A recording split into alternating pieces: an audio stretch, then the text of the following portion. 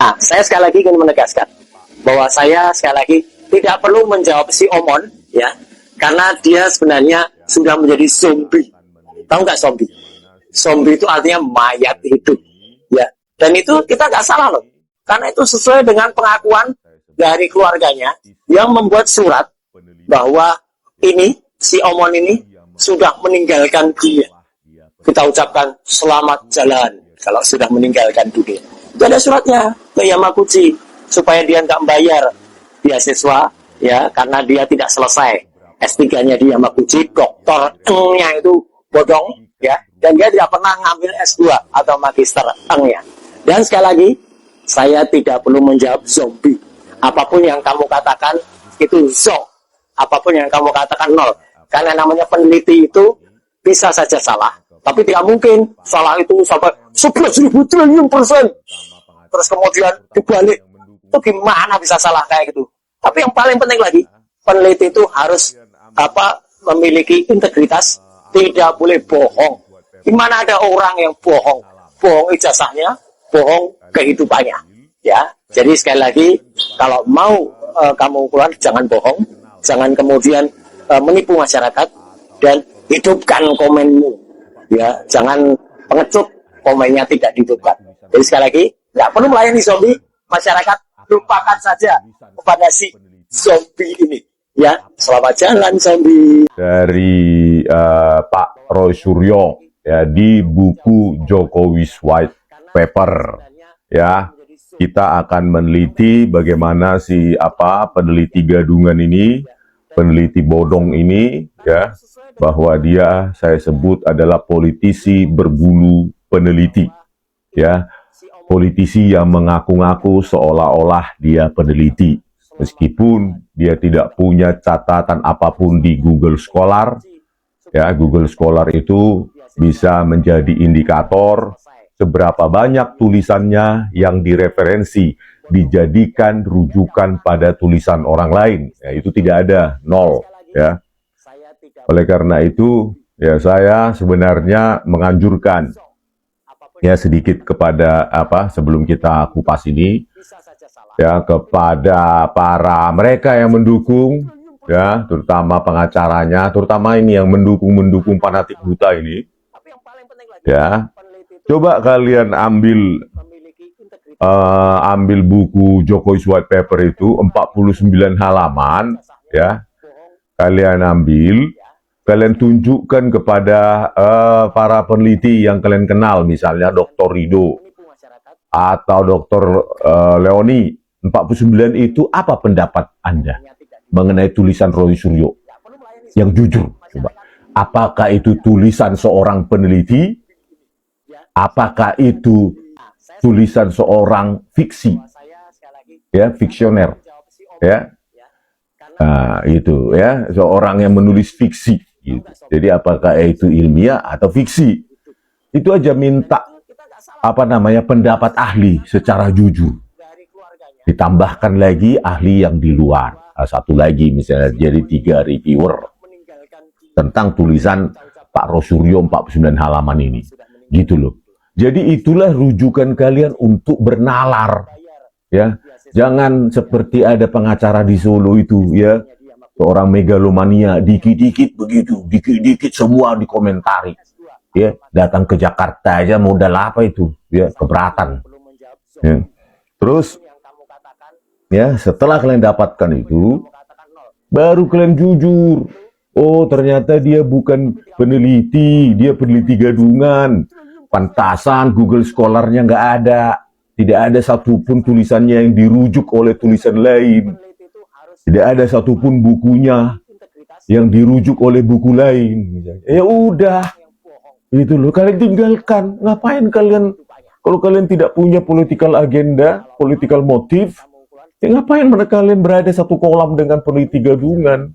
Ya, Pak Roy Suryo ini, ya, yang setiap hari, ya, dia mengenerate hoax, tetapi menuduh orang lain hoax. Apa yang saya bilang hoax?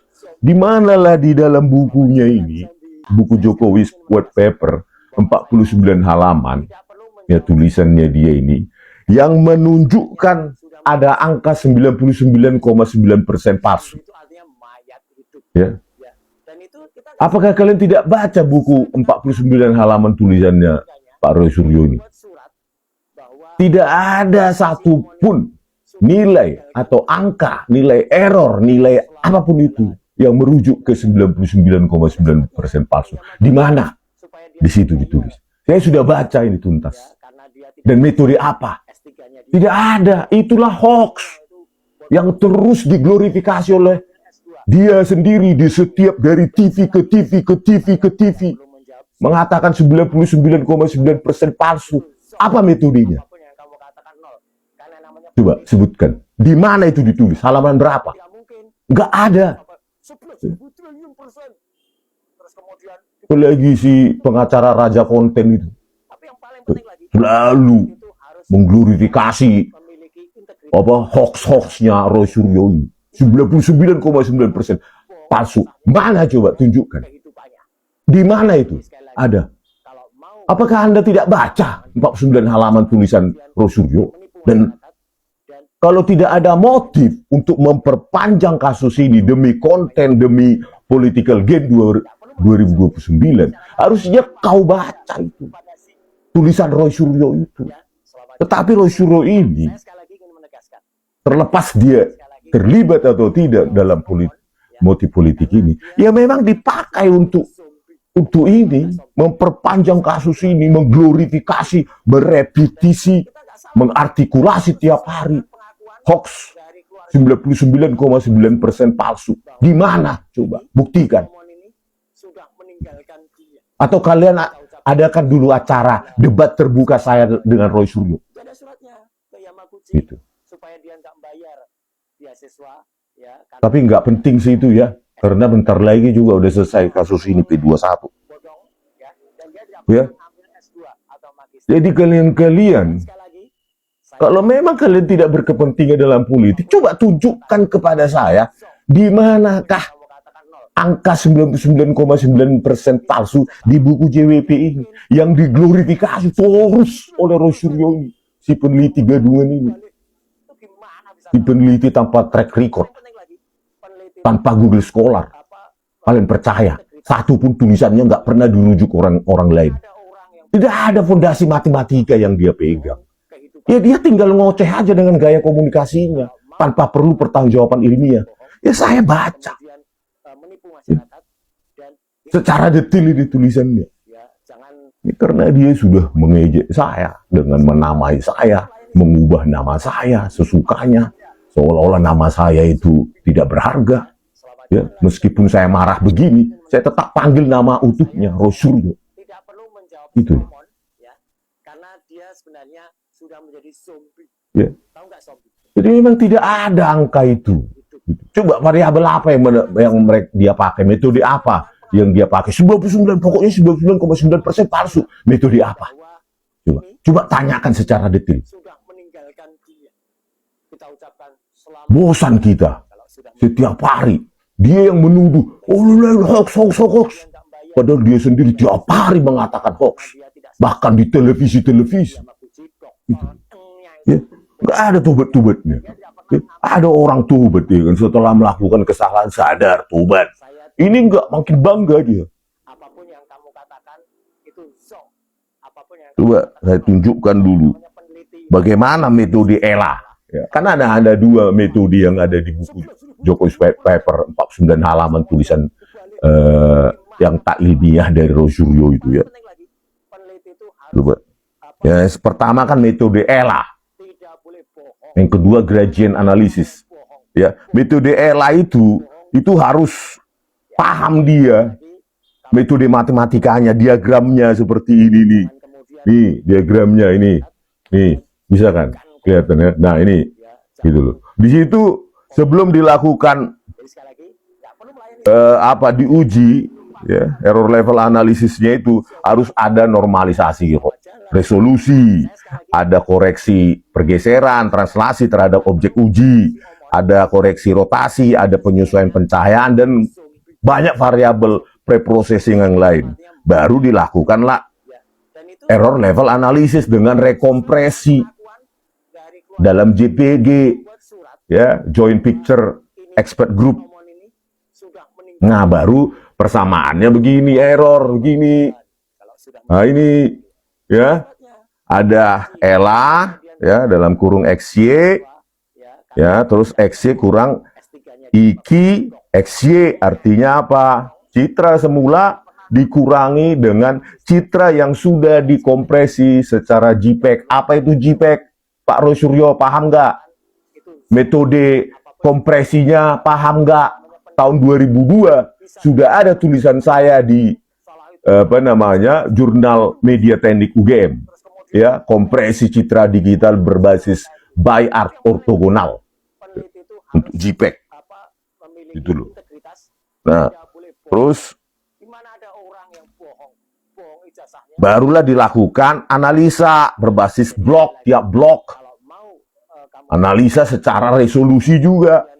Apa dampak resolusi terhadap error level analisis? Bukan Anda bandingkan Ella terhadap scan ijazah Anda yang resolusi tinggi, sementara dari akun X Dian Sandi Utama resolusinya rendah. Yaitu error. Tidak relevan berarti.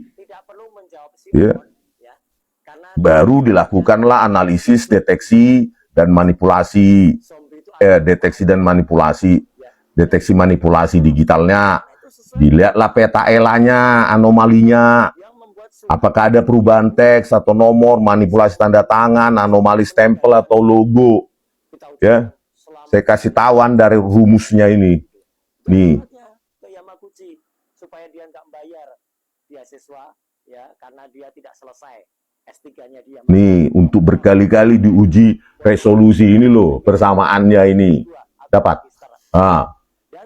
Ini persamaannya ini untuk multi resolusi, ya, dibandingkan tiap-tiap blok itu perlu program, ya, alfanya juga ada, bobot tiap tingkat resolusi, terus K-nya itu tingkat resolusi piramid level, I-K-nya adalah citra pada resolusi K ke K, gitu loh. Itu loh. Ini mana 99,9%-nya? Gak ada pun. Terus Ella dengan faktor skala resolusi, ya, IXY kurang IKI, ya, IKI, taruh, dikali R referensi dibanding dengan R. R referensi adalah resolusi referensi standar, misalnya 300 dpi, ya, 300 dpi, dots per inci, atau ppi, pixel per inci. Terus R-nya adalah resolusi aktual citra. Ya, inilah dia persamaannya. Nih, untuk tiap blok citra. Itu loh.